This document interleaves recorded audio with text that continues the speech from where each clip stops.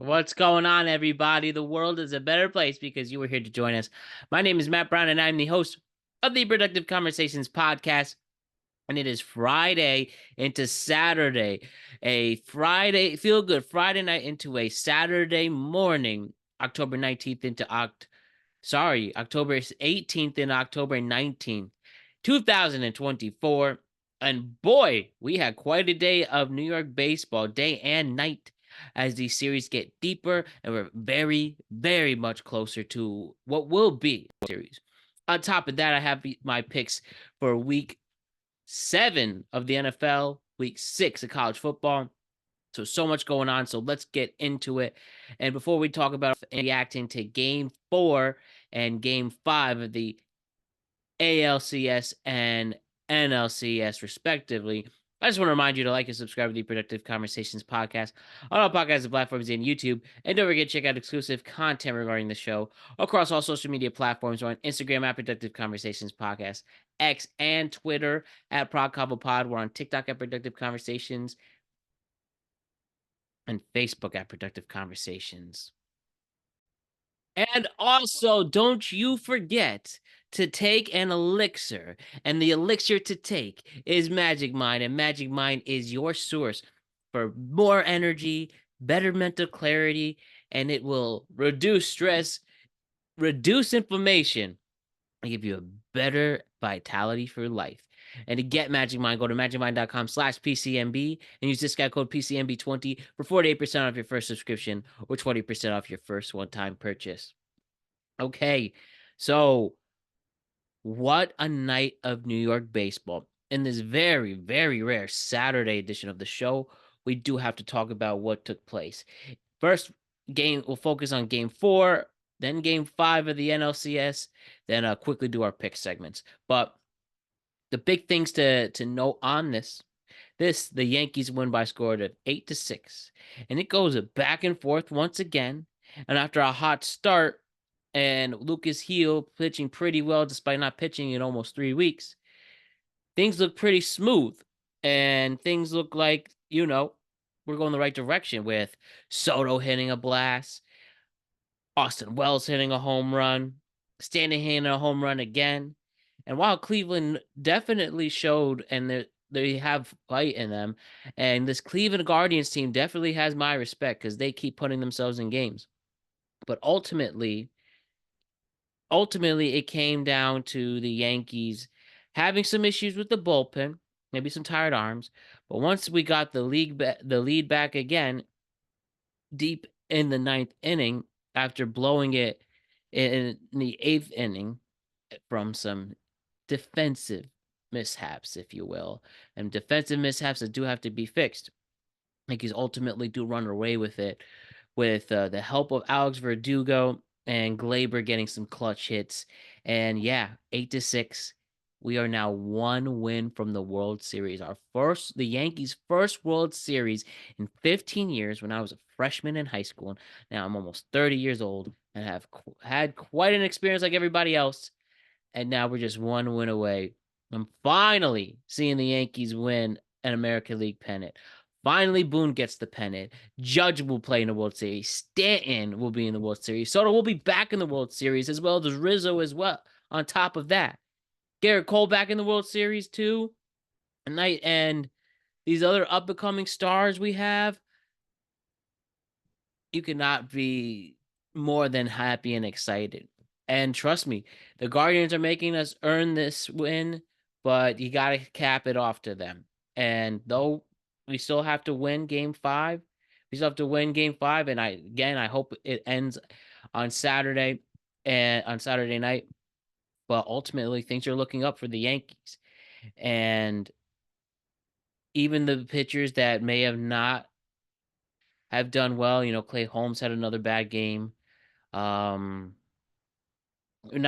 too crazy about Jake Cousins giving up a couple runs either, but Mark Leiter even though he only gave up 1 run, Mark Leiter pitched much better towards the end, and then Tommy Kahnle is the one to get the save, and a Yankee who's been there for a while on and off, and yeah, even though this Guardians lineup is now got my respect, and one that is very scrappy and can hit well against either our bullpen or starters. Ultimately, give credit to the Yankees fighting back and making sure that we get this stellar victory. With big games from Glaber, Soto, Judge, Stanton, and Rizzo, and Volpe and Wells, you got to be happy. We just would like to see Jazz Chisholm finally get a hit, not make mistakes in the field like he did today. And Verdugo, and though he didn't have a hit, he did drive in what wound up being the game-winning run. We took the lead, and then Glaber giving us more assurance there. So thumbs up for that. Thumbs up there. And I feel good going into this, especially Austin Wells, a big factor coming in. And as we talked with Alec yesterday, the Guardians ran all over us, but Wells took the night off. I don't know what he did, whether he prayed to somebody, watched extra film, became figured out the dog that is in him and awaken him. Then yeah, he has a great game behind the plate and then gets a home run there, and that's obviously going to be a big factor here. Yankees have also proven that they can figure it out. The Guardians closer in Class A. Now he's 0-2 in the postseason. And yeah, throwing an inning, 3 hits, 2 earned runs, and only having a strikeout and walk. Crucial moments, putting players on base. Excuse me. You know what they say? It always starts with a walk. And with that, Yankees took advantage. But again, please stop with the excruciating defensive mishaps. Please stop with the errors, and please stop, taking things a little too for granted. But besides that, those are my only criticisms for the Yankees. And now we go into a much anticipated Game 5 Saturday night, and it's only going to be the Yankees, 8 o'clock.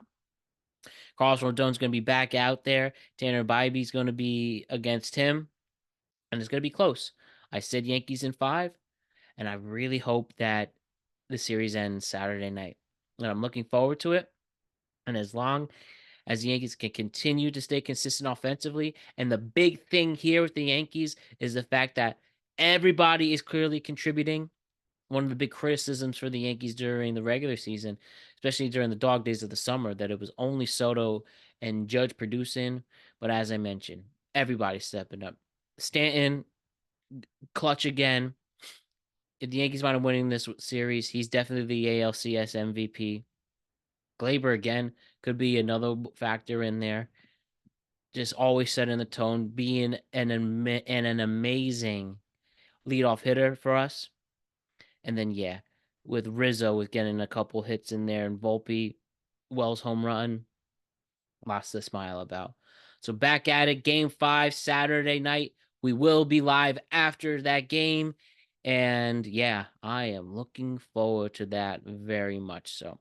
Now let's go with the NLCS, a night where we thought that there could be a chance that the season ends for the Mets, that this magical Mets team that's had so many factors come in, from Hoctua, Seymour Wiener, Grimace, oh my God, Gay Mets, all of that.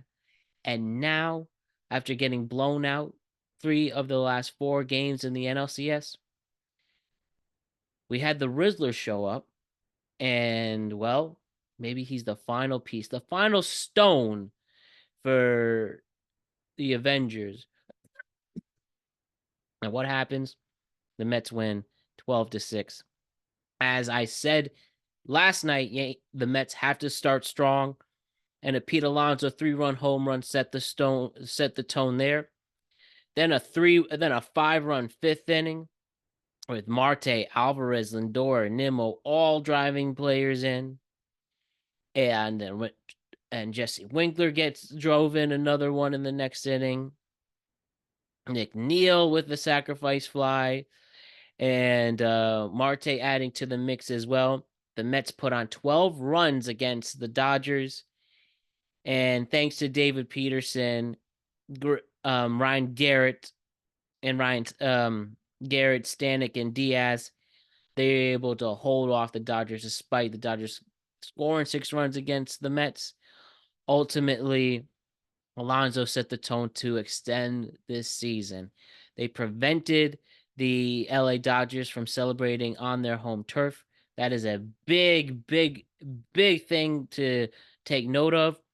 And now you go into LA, big game Sunday evening, while the Jets and the Steelers are playing as well. And now you are ready for this. It's going to be one daunting task. And as I said to Alec yesterday, if there's anybody who could come back 3-1, despite there being like an 82% chance that teams up 3-1 wind up winning the series, there's no reason why this Mets team can't. And it's all about setting the tone and making sure you score runs right away. And clearly they've proven that they can do it in Los Angeles. So there's no reason why they can't. And they bring in their ace in Sean Manaea during Game 6. Dodgers are bringing the bullpen out again. That's going to be quite a contested series. But if it's anything like it was tonight with the Mets, where it was nothing but offense, 12 runs and 14 hits, you're going to win this game. And the Mets beat up on a pitcher who gave them trouble in Game 1. So now that they've proven that they can overcome that, why not them at this point? And who knows where this is going to wind up going, but this series goes on with the Dodgers and the Mets. And yeah, we've clearly seen now both teams blow each other out. Both teams destroy each other's pitching staff, and both teams having great offenses. So now where does that dynamic land going into Game 6? Who knows if you edge it out to the team with the home field advantage. But also we haven't seen teams that are as special as this Mets team as well. So we will leave that up to you on Sunday and how it goes in. My gut is going to say this is at least going 7. And if it does go 7, when we speak again on Sunday night, I will talk to you then on where I think Game 7 will go, which will be on Monday night in the NLCS if it gets there. But ultimately, the Mets did what they had to do against the Dodgers. 12-6 is your final score. And we will see you on Sunday night in Los Angeles, 8 o'clock. Now, let me give you my picks for the college football and for the week in college football and the week in the NFL. I usually do this on its own episode, as you know, but this is obviously a very unique week with the very busy AL and NLCS and doing the 2 tweet caps. So I just didn't have the time with work and everything to give it its own episode. But we are planning to go back to normal next week and releasing our picks on Thursday. But we're going to do it on Friday tonight, as you can see. So let's quickly go through what I have for my slate. So number 1, I want to talk about Georgia and Texas, which will obviously be the game of the week. 5-1, the 5th ranked 5-1 Georgia Bulldogs versus the number 1 ranked Texas Longhorns, who are 6-0, out in Austin. Texas opening as the -5-point favorites. And you know what? I'm going to give it to the Texas Longhorns. -5.5. Give me the points on this. Where we've seen Georgia struggle against ranked teams, they've struggled against teams in their own conference. And despite the 5th ranking, which they do deserve, they clearly have exposed weaknesses, especially defensively. And Texas is nothing but one of the best offenses in the nation. So I think that they will run up the score against them. If you want to go on the over-under at 57.5, wouldn't be surprised if you hit an over on that one. You want to throw an extra little bet there. But ultimately, I see Texas making this close. They can win by a touchdown, and that's where my gut's going to go. So give me Texas -5 over the Georgia Bulldogs. And what else can we go here? Michigan and Illinois, right? Michigan out to the Illinois Big Ten matchup 3:30. 4-2 ranked Michigan, who's ranked 24 in the nation. The 22nd ranked Illinois at 5-1. I think Illinois plus 3.5 at home can edge out the Wolverines. Maybe it only goes to a Michigan field goal for the win. Maybe Illinois runs up on them. But Michigan, who's had quite their ups and downs up until the first half of the season, I just have a gut feeling that Illinois, who has shown that they can be explosive, especially at home in the Big Ten, I see Illinois running away with this and making it very close. So give me Illinois plus 3.5. And let's go with this one. I'm going to go thinking about Alabama and Tennessee. That should be a fun game. Maybe we talk Miami and Louisville could be close too. Nebraska and Indiana has some things to be interested about. But I'm going to go with Navy. It was either going to be a Navy or Army, or they're both ranked right now, both undefeated, 6-0 Army, 5-0 Navy. But ultimately, I'm going to go with Navy as the 25th ranked Navy, 25th ranked Navy, and they're going up against Charlotte, and minus 16. Navy will cover that easily. Having a hell of a game, hell of a season offensively, just kicking ass out there. And a Charlotte team who I've happened to seen because of games I betted against. They have had struggles despite being at 500 and going up against a much inferior team that Navy is looking like. No chance for them. So give me the Navy Minutemen, and they win by at least 16 points. Okay, so again, that is Texas minus 5.5, Illinois plus 3.5, and Navy minus 16. As for the National Football Week 7, oh boy, Week 7. And by the way, Broncos and Saints are a lost cause right now. No Derek Carr, no one, so many injuries. Alvin Kamara can only do so much. And Bo Nix again showing like, hey, maybe he is a legit quarterback in this league.